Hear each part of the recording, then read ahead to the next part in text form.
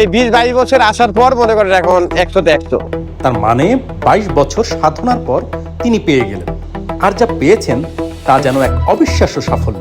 তো মানুষ পারলে তো ডেকচি চাইসা নিয়ে যায়। তার মানে বুঝুন এবার এই খাবারের কেমন স্বাদ আর কেমন চাহিদা। যায় আমার 4-5 ডেকচি যায় একদিনে লাগে 4 থেকে 5 ডেকচি। আর যারা খেতে আসে সবাই কি ঠিক মতো পায়? মাঝে মাঝে অনেক মানুষ ফিরে যায়। আমি 2টা থেকে স্টার্ট করি, আর এই যে 7টা বাজে দোকানে আসলাম, 5 ঘন্টা কমপ্লিট হইলো। 5 ঘন্টা রান্না সময় লাগবে তো, একটা একটা করে করি। তো 5 ঘন্টা কেন লাগে জানেন? একটা একটা করে রিল্যাক্স ভাবে রান্না করি, যেন মনে করেন সবগুলো রান্না যেন পারফেক্ট হয়। তার 3 ঘন্টায় করা যায়, কিন্তু কিছু ভুল হইলে আবার কোয়ালিটি ডাউন খাবে, অনেক ব্যাপার স্যাপার আছে। এটাই ওই ধরেন আগে তো মুরগি মনে করেন সিদ্ধ করে নেই, তারপর আবার স্টক করি। স্টক করার পর মনে করেন আপনার একটা করে পাতিল বসাই, পরে মাংস দেই, যা যা মশলা আছে যা এগুলি দেই। এই দিতে দিতে 40-50 মিনিট জায়গা পর লাস্টে ধরেন ডিম দেই, ডিম দিয়ে মনে করেন ফিনিশ করে নেই, বুঝছেন? জাল চলে ধরেন আপনার 40 মিনিট, বাকি 20 মিনিটের মধ্যে ফিনিশ। 5+ স্টার রেটিং প্রাপ্ত দেশের সর্বোচ্চ বিদ্যুৎ সাশ্রয়ী ও eco friendly Walton AC. Walton air conditioner, smart comfort এখন নেক্সট লেভেলে।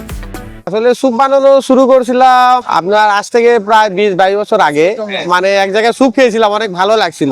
লাগার পর এটা ক্যাম্পের মাথায়, মাথায় এক বন্ধু স্যুপ খাওয়াইছিল, তো স্যুপটা আমার ভালো লাগলো। ভালো লাগার পর থেকে মানে ভিতরে ইচ্ছা জাগলো যে স্যুপটা কেমনে বানায়। এই বানাইতে বানাইতে মানুষকে জিজ্ঞেস করতে করতে, কিছু শেফ ছিল বাইরে যারা জব করতো, ওনাদেরকে জিজ্ঞেস করলাম, ওনারা আমরা এইভাবে টিপস দিল, বলো বানানো একেবারে ইজি, তুমি এভাবে দাও, এভাবে দাও।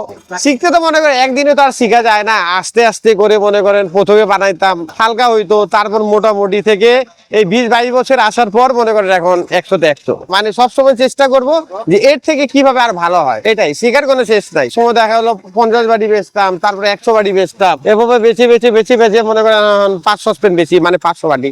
ওই দিন মনে করেন আপনার 50 বাটি স্যুপ বানাইছিলাম। বানানোর পর নতুন তো, তখন তো এই জায়গার মানুষ অত স্যুপ কিনতো না, জানতো না। আজ থেকে 20-22 বছর আগে তখন 50 বাটি বানাই আনছিলাম, দেখলাম 25 বাটি প্রথম দিন গেছিল। এই তখন দোকান ছিল এই পাশে ফুড কোর্টের মধ্যে ছোট একটা দোকান ছিল। আর আমার এই দোকানটা হয় আপনার এই দোকানে আমার বেশি না 15 বছর হয়েছে। মানে কনফিডেন্স ছিল, মানে রান্নায় আপনার স্বাদ থাকুক আর না থাকুক, কনফিডেন্স ছিল। এই কনফিডেন্স কখনো আমার ভেঙে যায় নাই। এইটা ধরে রেখে আজকে মনে করেন আল্লাহর রহমতে এই জায়গায় দাঁড়িয়ে আছি। 2014 পর থেকে 150 থেকে 200, 200 থেকে 250, এভাবে বছর যাচ্ছে। 10 বাড়ি 20 বাড়ি করে বেড়ে আজকে 500-তে আসছি। আমার তো আপাতত একটাই ব্রাঞ্চ, তেমন বাড়ানোর ইচ্ছা নাই। হ্যাঁ, ফিউচারে চিন্তা ভাবনা আছে বড় একটা দোকান করার। বড় একটা দোকান নিয়ে নিতে পারলে মনে করেন যদি 50 জন 80 জন বছর ক্যাপাসিটি থাকে, তখন কাস্টমার আসবে, অনেক কাস্টমার আসবে। আলাদা আছে আমাদের পাশাপাশি দোকান আছে আমাদের পরিচিত। লুচি ধরেন, স্যুপের সাথে লুচিটা খাইতে স্বাদ লাগে। পরিমাণ করতে পারলে যে কোনো একটা জিনিস বলেন, স্যুপ বলেন, কাচ্চি বিরিয়ানি বলেন, তেহারি বলেন, এভরিথিং মনে করেন 100-তে 100 যাবে। আমি ঢাকা শহর ঘুরছি, আসলে আমার মতো আমি স্যুপ পাই নাই কোথাও। আমার স্যুপই আমার কাছে ভালো লাগে, আমি কেন আর একটা জায়গায় যাবো স্যুপ খেতে? বলছেন মানুষ ধরেন অনেক দূর থেকে, যে ব্লগ ধরেন একটা ভিডিও ব্লগ হইলে ঢাকার বাইরে থেকেও ধরেন মানুষ যখন ঢাকায় আসে, কোন জায়গায় কি খাবার আছে বা মানুষের কি খাবার ভালো লাগে, এই খাবার কোথায় গেলে ভালো পাওয়া যাবে, এটাই। বাংলাদেশে মনে করেন স্যুপের তো কোনো ব্র্যান্ড নাই। আমার ইচ্ছা আছে আজ হোক ফিউচারে হোক যে আমি বাংলাদেশে একটা স্যুপের ব্র্যান্ড করতে পারি।